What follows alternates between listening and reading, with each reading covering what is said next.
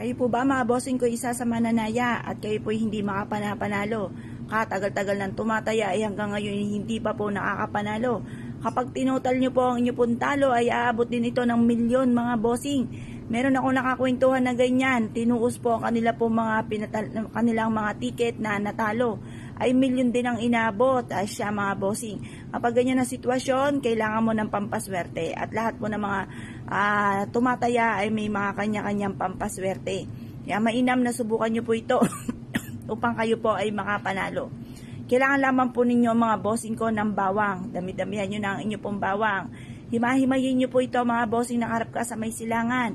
Kahit mga 3 buo na ulo ng bawang ay pwede na po yan. At pagkatapos mga bossing ko ay maghimay ka po ng bawang. At pagkatapos ang bawat bawang ay paulit-ulitin nyo ang numero na inyo pong mga tinatayaan. Isulat nyo po sa bawang mga bossing. Tsaga-tsaga lang ulit-ulitin nyo, isulat nyo po yan. At pagkatapos mga bossing ko, yung alaga ninyong numero ha, baka naman ginawa nyo po ito at pagkatapos ay iba naman ang inyong tatayaan ay siya ay wala effect din ito. Baka magsising alipin ka kapag ikaw ay nakatama sana.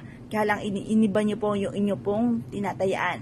Ngayon po bago kayo tumaya, halukayin nyo po, halu-haluin ang inyo pong numero na sinulat sa ating bawang.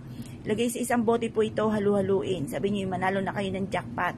Pakulit-ulitin nyo po ito kada kayo ay bago tumaya. Gawin nyo po muna na halu-haluin ang inyo po mga bawang na hinimay-himay at sinulatan ng numero mga bossing.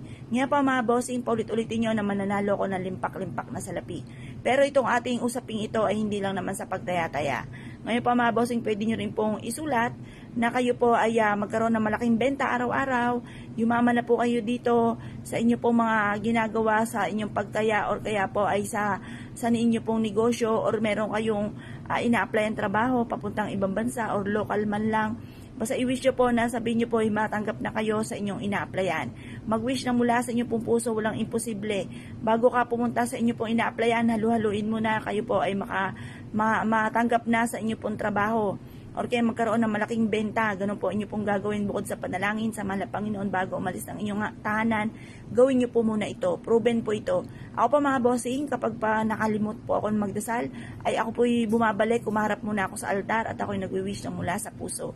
Yun po ay tunay naman para magkaroon tayo ng mabisang proteksyon at hindi po tayo mamalasin. Ngayon pa mga bossing ko kayo po naniniwala at naisyo po itong gawin, huwag na po kayo magpatumpik-tumpik pa.